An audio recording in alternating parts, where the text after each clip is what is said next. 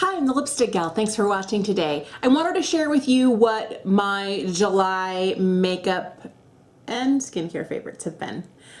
I'm one of those people who is trying really hard to use what I have and not buy too much more. But inevitably I break down. All right, I'm gonna jump right in. One of the first things that I found in my stash, I used to be somebody who, oh, that looks interesting.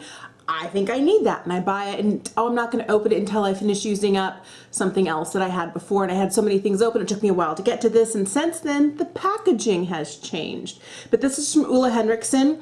It's a sugar scrub. It's now called Moment of Truth 2-in-1 Polishing Sugar Mask.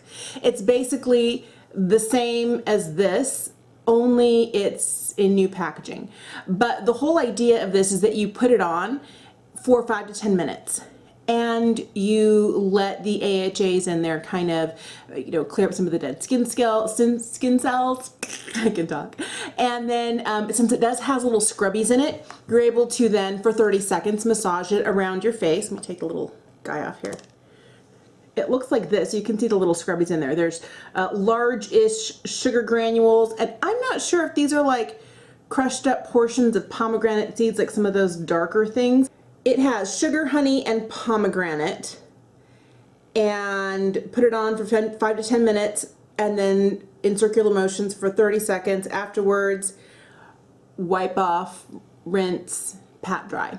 All right, but what I have really liked about this since I recently opened it is that I really feel, even though I'm usually very adverse to things as scrubbing grains, the sugar in this starts out really coarse, and I just kind of wipe it all over my face with a brush and I let it sit, and by the time I'm ready to start using circular motions on my face to kind of polish it, they have really broken down and they're really quite small, and with a little bit of water they break down completely. But it's really great. What I find is it helps to lift some of my texture, and if I use this 2 to 3 times a week, I really do feel like my skin is significantly softer, less texture. It's a really good exfoliator. I would recommend this, and there's a good chance that I'm going to end up buying the one in the new packaging when I'm finally done with this. This is new to me this month of July, and I have fallen in love with it. This is from Paula's Choice. It's from the Resist line. This is the Triple Action Dark Spot Eraser 7% AHA Lotion. So it's glycolic acid and hydroquinone. So I don't know if you can see it, but this spot right here used to be at least twice as dark as it is now.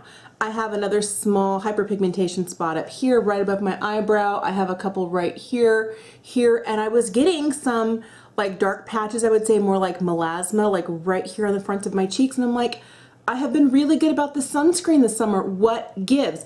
This has been here for more than a decade. I've been trying to get rid of it for like the last 13 years. This happened the year I turned 30. So at 43, I'm like, I will get rid of you. This has really worked remarkably well. I like it. I find that not only because it does have that 7% AHA, not only does it help to lighten with the hydroquinone and the glycolic acid, it also helps to really super exfoliate my skin. And I've been using this just on the spots that I mentioned around my face in the morning and in the evening before bedtime.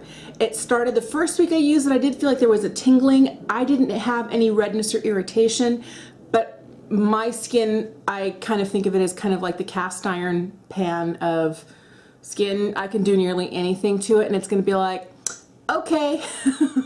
And it's just going to jive right along and be fine. If you're very, very sensitive, they do have lower percentages of AHAs from Paula's Choice, but I really like this, and I've already seen in the last 2 weeks a very marketed difference. Love this. This will be a definite repurchase for me. Something else that I kind of pulled out of my stash that I hadn't used in a while is this from Dr. Jart. This is their Cicapair Derm Green Solution. So it's their color correcting treatment. In the jar it looks green, but when you put it on your hand and rub it in, it actually changes color to more of a flesh tone. So this is interesting. This is one of those things that is hydrating. It has that tiger grass or that cica in there that's going to help reduce redness and irritation.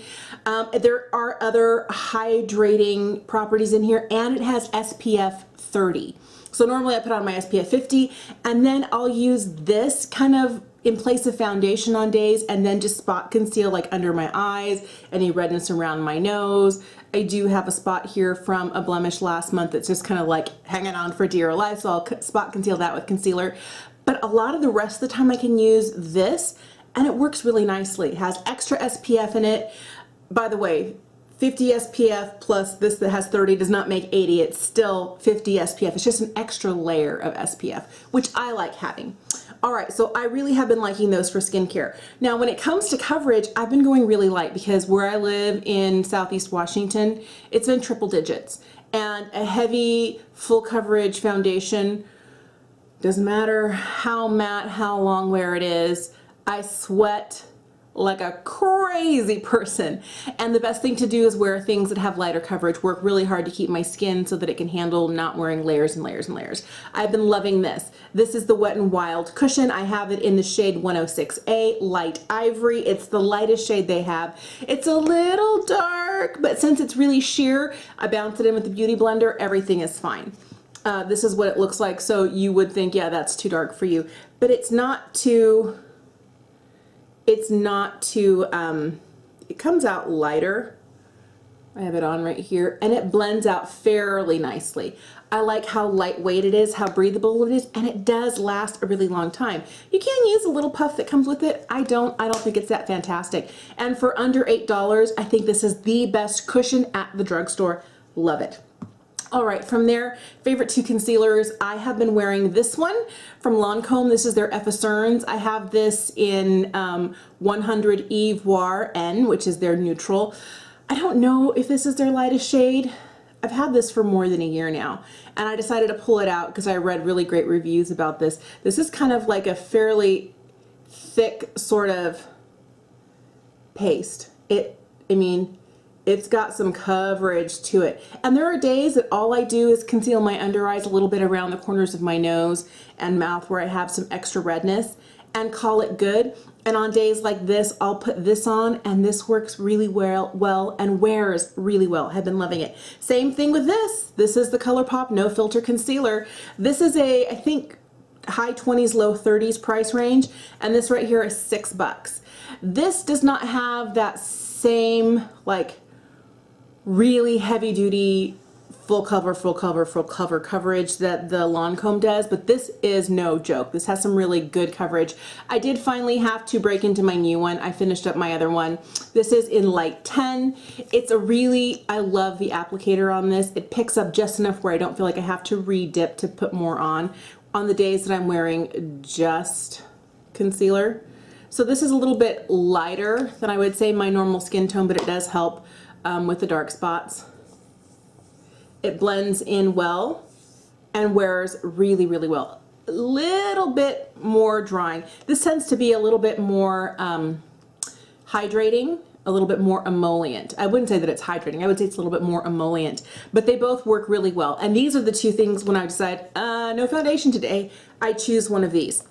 I've been loving those. All right, to set my face, I love this. I finally decided to go through and pull out a new powder. I've been using both the Baked Hourglass Ambient Lighting and their new Veil Translucent powder, but I decided, I forgot how good this Cover FX Perfect Setting Powder is. It usually comes with a sifter. I have just taken it out and I use it like this because the sifter, although it does keep stuff from going everywhere, I don't ever get enough. And then it had a little cover, you had to flip it back and then put the lid on and kind of tap it out so the sifter could, it was a hassle. So I was like, you're gone. And it's been easier because this way I can dip my Beauty Blender in here, put it in underneath my eyes, corners of my nose, chin, forehead, places that I really want to set. And sometimes I'm not really big at doing this, but I'll put like a stripe right here to kind of clean up whatever bronzer I put on with, like, I've gone ham with and I just look like I've got like stuff everywhere. If I want it to be a little tidier,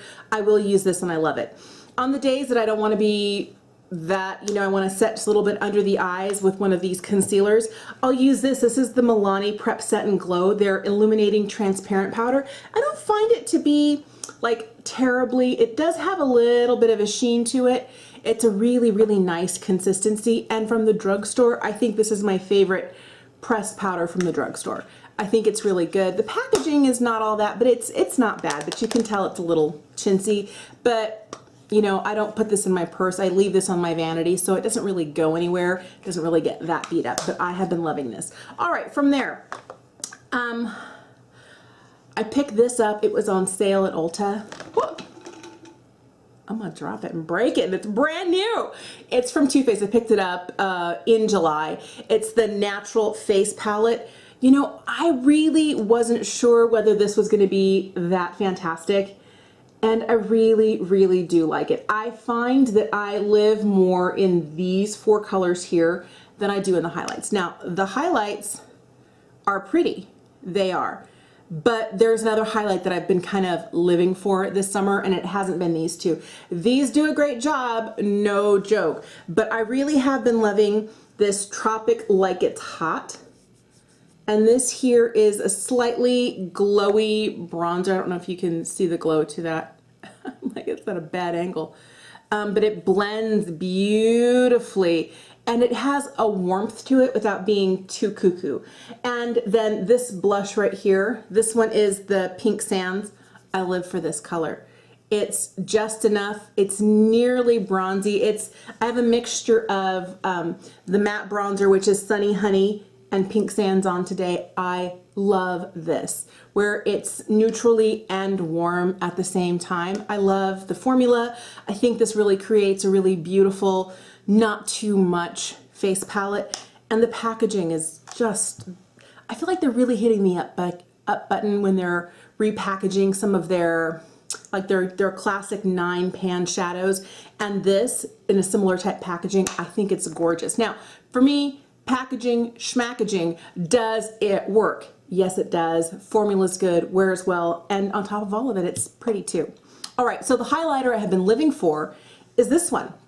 This is the Shimmering Strobe Highlighting Palette from Flower Beauty.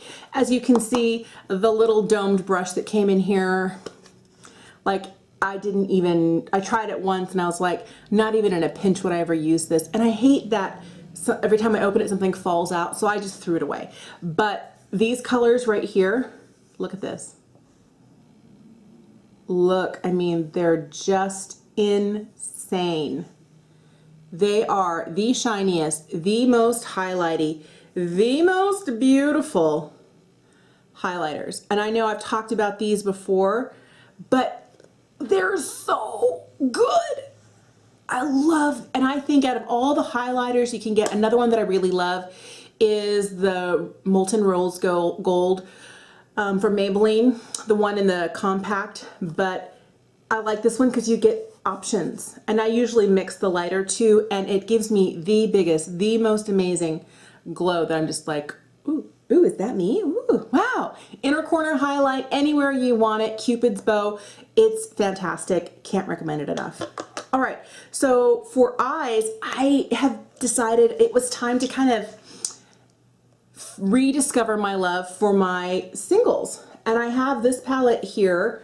It's a Z palette, and controversy last year with Z palette. I've had this for probably 5 years, but it's a double-sided, and so it holds quite a few. So I have more of my cool tone. They're not all cool. There are some warm toned ones on this side, but I really, really do like having them all in the same place. And on the other side, I realized I should do it this way. I had a lot of shades like these olivey green and these warmer tones here that were very much like that melt. Oh, what was it? I forget what it was. The name of it. There was a melt palette that had olive greens, it had warm colors, and it had some it had a beautiful black, I mean everything about it, and it sold out like boom, was gone.